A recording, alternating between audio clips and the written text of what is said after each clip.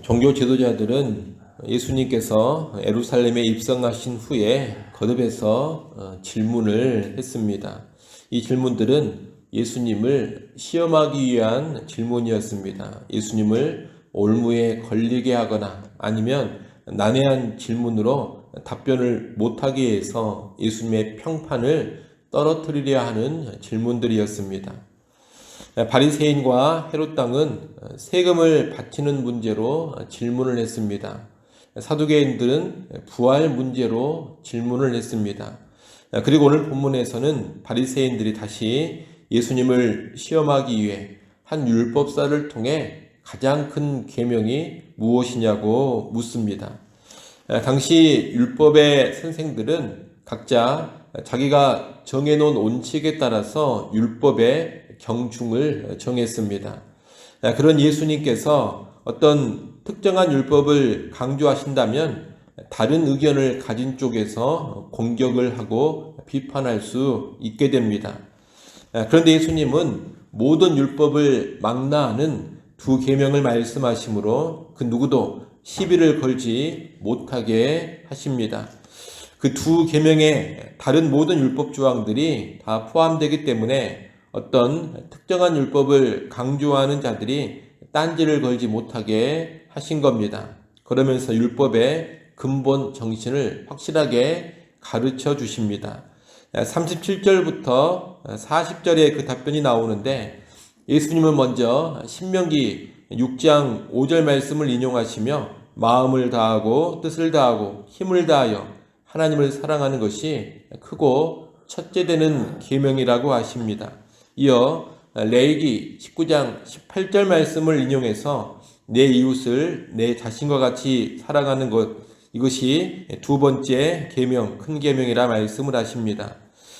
이웃을 내 몸과 같이 사랑하는 것은 두 번째로 언급하기는 했지만 중요성에 있어서 두 번째라는 뜻은 결코 아닙니다. 39절 말씀에 보면 둘째도 그와 같으니 이렇게 예수님은 말씀하십니다. 그와 같다라는 것은 첫 번째 말씀하신 계명과 동일한 가치, 동일한 수준이다 이런 뜻입니다. 다시 말하여 둘째도 크고 첫째 되는 계명과 동일한 수준의 중요성을 가지고 있다 이런 뜻입니다. 그러니 실상 두 개의 가장 큰 계명이 있는 겁니다. 하나님을 사랑하는 것과 이웃을 사랑하는 것입니다. 40절 말씀을 보십시오. 40절에 보면 이 두 계명이 온 율법과 선지자의 강령이니라 이렇게 말씀하십니다. 구약의 모든 가르침은 하나님 사랑과 이웃 사랑이라는 이 두 개의 계명으로 다 정리가 된다는 겁니다. 그러니 오늘 우리가 하나님의 말씀에 순종한다고 할 때 그 핵심이 무엇이냐? 다른 게 아닙니다. 하나님을 사랑하고 이웃을 사랑하는 것입니다. 이 둘은 구분할 수는 있지만 서로 분리할 수는 없습니다. 하나님 사랑과 이웃 사랑은 동전의 양면처럼 언제나 함께 가는 것입니다. 특히 이 사랑은 최고의 수준을 요구합니다. 마음을 다하고 목숨을 다하고 뜻을 다해서 하나님을 사랑해야 합니다. 또 이웃을 사랑할 때도 내 자신과 같이 사랑해야 합니다. 전인적인 사랑이요, 다함이 없는 사랑이요, 완전한 사랑입니다. 우리는 이러한 수준의 사랑을 목표로 해서 살아가야 하는 겁니다. 아울러 오늘 본문의 바리새인들에게서 우리는 다시 한번 그들의 위선을 보게 됩니다.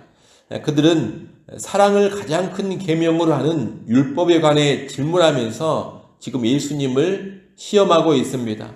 사랑은 없고 증오만 가득한 자들이 사랑의 율법에 아주 큰 관심이 있는 것처럼 접근하고 있는 겁니다. 이들은 하나님 사랑, 이웃 사랑이 다 무너진 가운데 율법을 논하고 있습니다. 그러니 심히 위선적인 모습이라는 겁니다.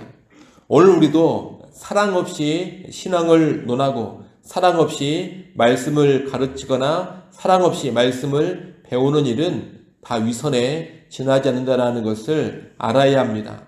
이를 기억하는 가운데 언제나 사랑 가운데 신앙을 이야기하고 사랑의 삶 가운데 말씀을 가르치고 배워가야 하겠습니다. 우리 기독교 신앙은 하나님 사랑, 이웃 사랑, 이 사랑이 빠져버리면 껍데기에 지나지 않는 것이고 다 가식과 위선이 되어버림을 반드시 기억하시고 사랑 가운데 우리의 모든 생활을 해가시기를 바랍니다. 율법에 관한 질문에 답하신 예수님은 41절 이하에서 그리스도 곧 메시아에 관하여 바리새인들에게 질문하십니다. 구약 성경에는 그리스도 곧 메시아가 장차 오리라고 예언되어져 있습니다. 그렇기 때문에 구약 성경을 잘 알고 있는 바리새인들은 그리스도에 관하여서 익히 잘 알고 있습니다. 그러한 그리스도에 관한 지식을 염두에 두고서 지금 예수님은 바리새인들에게 질문을 하시는 겁니다. 예수님은 먼저 그리스도가 누구의 자손이냐 이렇게 묻습니다. 바리새인들은 다윗의 자손이라고 답합니다.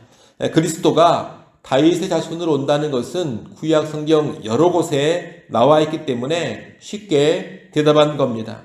이 예수님은 그렇다면 다윗이 왜 그리스도를 주라 칭하면서 44절의 이야기를 했느냐고 묻습니다. 44절 말씀 같이 한번 읽어보겠습니다. 44절 함께 읽습니다. 주께서 내 주께 이르시되 내가 내 온수를 내 발 아래에 둘 때까지 내 우편에 앉아있으라 하셨도다 하였느냐. 아멘. 이 말씀은 시편 110편 1절을 인용한 겁니다. 여기서 앞에 나오는 주는 하나님이시고 뒤에 나오는 내 주는 그리스도를 가리킵니다. 하나님은 다윗이 내 주라고 부르고 있는 그리스도에게 너의 온수를 너의 발 아래에 둘 때까지 내 우편에 앉아 있으라 이렇게 말씀하십니다. 이 말씀은 하나님께서 그리스도에게 승리를 주심을 보여주는 말씀입니다. 하나님은 그리스도를 자기 우편에 앉히시고 그리스도의 온수들을 다 굴복시키신다는 겁니다. 예수님은 이 시편 110편 1절 말씀을 인용하시면서 왜 다윗이 그리스도를 가리켜 내 주라고 칭했느냐 이런 질문을 던지시는 겁니다. 앞서 바리새인들은 그리스도는 다윗의 자손으로 온다고 답했습니다. 다윗의 자손으로 온다면 그리스도는 다윗의 후손이기 때문에 그리스도보다 다윗이 더 높은 위치에 있어야 합니다. 그런데 다윗은 자기 후손으로 오는 그리스도를 가리켜서 내 주님 이렇게 칭하고 있으니 이것이 어찌된 일이냐는 겁니다. 이 질문 앞에 바리새인들은 아무런 대답도 하지 못합니다. 자기들이 생각해도 도무지 이해가 가지 않는 겁니다. 그래서 대답을 하지 못하는 겁니다. 그리스도가 다윗의 자손이면서 동시에 다윗의 주가 된다는 것은 그리스도의 인성과 신성을 가르쳐주는 말씀입니다. 그리스도는 신적인 존재이신 분이 인간이 되어 오신 겁니다. 즉 하나님께서 사람이 되어 오신 겁니다. 하지만 당시 유대인들은 오시리라 약속된 그리스도는 다윗의 후손으로 오는 위대한 왕이다 이렇게만 여겼습니다. 다윗 같은 아주 훌륭하고 위대한 인간 왕으로만 여긴 겁니다. 그리스도의 신성에 관해서는 생각도 하지 못했습니다. 그러니 그리스도의 신성을 알려주는 말씀은 도저히 이해할 수 없는 말씀이 된 겁니다. 바리새인을 비롯한 종교 지도자들은 거듭해서 어려운 질문을 던지면서 예수님을 궁지에 몰아넣으려고 했습니다. 그런데 그 질문에 반박할 수 없는 답변들을 예수님이 척척하셨습니다. 그러다가 이제 자신들이 예수님의 질문에 아무런 대답도 못하면서 도리어 궁지에 몰려버렸습니다. 성경을 너무나 잘 알고 있다. 성경을 훤히 알고 있다고 자부하는 바리새인들이었는데 예수님이 던지는 이 질문에 아무런 대답도 못하게 되니 그들의 체면이 말이 아니게 된 겁니다. 이후로는 감히 예수님께 묻는 자가 없었다고 합니다. 괜히 질문했다가 혹시라도 자기들의 명예가 손상될까 봐서 이제 감히 예수님께 물어보지도 못하게 된 겁니다. 몇 차례에 걸쳐 계속된 종교 지도자들과 예수님 사이의 논쟁은 이렇게 예수님의 완벽한 승리로 끝났습니다. 아울러 계속된 논쟁의 종지부를 찍은 이 마지막 부분은 그리스도 곧 메시아이신 예수님의 신성과 인성을 함께 보여줍니다. 예수님은 하나님이시면서 동시에 사람이십니다. 선지하셨던 성자 하나님이 사람 되어 오신 분, 그분이 바로 예수 그리스도십니다.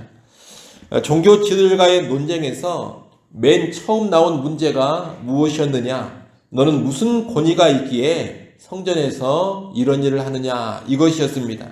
그때 예수님은 그 질문에 직접적인 답을 하시지 않았습니다.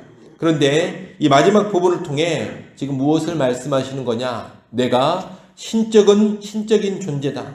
내가 하나님 우편에 앉는 존재다. 내가 다윗의 주가 되는 존재다. 이것을 알려주고 계십니다. 예수님은 신적인 권위를 가지고 계신 분이신 겁니다. 여러분, 우리가 구주로 믿는 예수님은 단순히 위대한 인간이 아닙니다. 그분은 전능하신 하나님이십니다. 우리가 충성하고 순종해야 될 영원한 왕이시고 우리가 엎드려 경배하고 찬송해야 할 분이십니다. 우리는 예수님을 이렇게 알고 믿고 섬겨야 하는 겁니다.